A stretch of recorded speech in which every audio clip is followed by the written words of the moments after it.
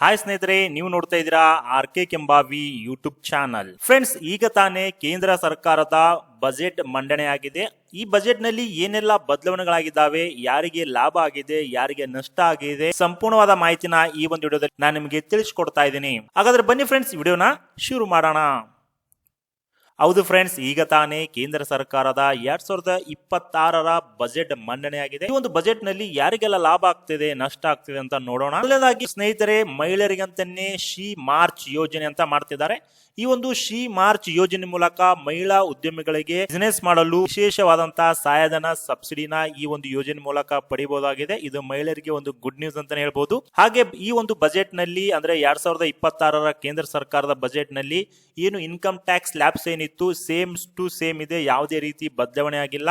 ಹಳೆ tax regime ಆಗಲಿ ಅಥವಾ ಹೊಸ ಟ್ಯಾಕ್ಸ್ ರಿಜಿಮ್ ಏನಿತ್ತು ಹೋದ ವರ್ಷ ಅಥವಾ ಅಂದ್ರೆ ಈ ವರ್ಷದ ಏನು ಟ್ಯಾಕ್ಸ್ ಅನ್ನ ಸ್ಲ್ಯಾಬ್ ಇದೆ ಅದೇ ಸೇಮ್ ಟು ಸೇಮ್ ಇದೆ, ಯಾವುದೇ ರೀತಿಯಾಗಿ ಚೇಂಜಸ್ ಆಗಿಲ್ಲ ಸ್ನೇಹಿತರೆ. ಇನ್ನೊಂದು ಗುಡ್ ನ್ಯೂಸ್ ಏನಪ್ಪಾ ಅಂತಂದ್ರೆ, ನೀವೇನಾದ್ರೂ ಹೊರದೇಶಕ್ಕೆ ಹೋಗ್ಬೇಕು ಅನ್ಕೊಂಡಿದ್ರಿ ಅಥವಾ ಅಲ್ಲಿ ಹಣ ಕಳಿಸ್ತಿದ್ರಿ, ಮಕ್ಕಳು ಏನಾದ್ರು ಅಲ್ಲಿ ಓದ್ತಾ ಇದ್ರು, ಅವಾಗ ಹಣ ಕಳಿಸಬೇಕಾದ್ರೆ TCS ಅಂತ ಒಂದು ಟ್ಯಾಕ್ಸ್ ಕಲೆಕ್ಟೆಡ್ ಸೋರ್ಸ್ ಹಣ ಕಟ್ ಆಗ್ತಿತ್ತು. ಅವಾಗ 5% ಆಗ್ತಾ ಇತ್ತು, ಈಗ ಅದನ್ನ 2% ಗೆ ಇಳಿಸಲಾಗಿದೆ ಸ್ನೇಹಿತರೆ.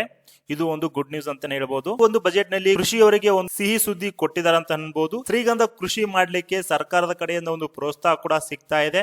ಹಾಗೆ ಮುಖ್ಯವಾಗಿ ತೆಂಗು, ಗೋಡಂಬಿ, ಕೋಕೋ ಬೆಳೆಗಳಿಗೆ ವಿಶೇಷ ಪ್ಯಾಕೇಜ್ ಕೂಡ, ಒಂದು ಬ್ರ್ಯಾಂಡಿಂಗ್ ಕೂಡ ಈ ಒಂದು ಬಜೆಟ್ ನಲ್ಲಿ ಕೊಟ್ಟಿದ್ದಾರೆ ಅಂತಾನೆ ಹೇಳ್ಬಹುದು ಫ್ರೆಂಡ್ಸ್. ಹಾಗೆ ವಿಶೇಷವಾಗಿ 7 ಹೊಸ ಪ್ಯಾಸೆಂಜರ್ ರೈಲ್ ಕೂಡ ಶುರು ಮಾಡ್ತಿದ್ದಾರೆ. ಒಂದು ಬಜೆಟ್ ನಲ್ಲಿ 7 ಹೊಸ ರೈಲ್ ಕೂಡ ಬರ್ತಾ ಇದಾವೆ ಸ್ನೇಹಿತರೆ. ಇನ್ನೊಂದು ಬ್ಯಾಡ್ ನ್ಯೂಸ್ ಏನಪ್ಪಾ ಅಂತಂದ್ರೆ, ಸಿಗರೇಟ್ ಆಗಿರಬಹುದು ಅಥವಾ ಮದ್ಯ ಬೆಲೆ ಏರಿಕೆ ಆಗಿದೆ. IT ಸಂಸ್ಥೆಗಳಲ್ಲಿ ಕೆಲಸ ಮಾಡೋರಿಗೆ ಒಂದು ಟ್ಯಾಕ್ಸ್ ಹಾಲಿಡೇ ಅಂತ ಘೋಷಣೆ ಮಾಡಿದ್ದಾರೆ.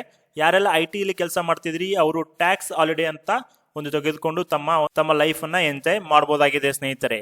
ಈ ಒಂದು ಕೇಂದ್ರ ಬಜೆಟ್ ದಲ್ಲಿ ಕೆಲವೊಂದಿಷ್ಟು ಬದಲಾವಣೆಗಳಾಗಿದ್ದು, ಅವು ಪಾಯಿಂಟ್ಸ್ ನಾನು ನಿಮ್ಗೆ ಹೇಳ್ಕೊಟ್ಟಿದ್ದೇನೆ. ಈ ಒಂದು ಮಾಹಿತಿ ನಿಮ್ಗೆ ಇಷ್ಟ ಆಗಿದ್ರೆ ತಪ್ಪದೇ ವಿಡಿಯೋಗೆ ಲೈಕ್ ಮಾಡಿ, ಹಾಗೆ ಎಲ್ಲರಿಗೂ ಶೇರ್ ಮಾಡಿ. Thank you.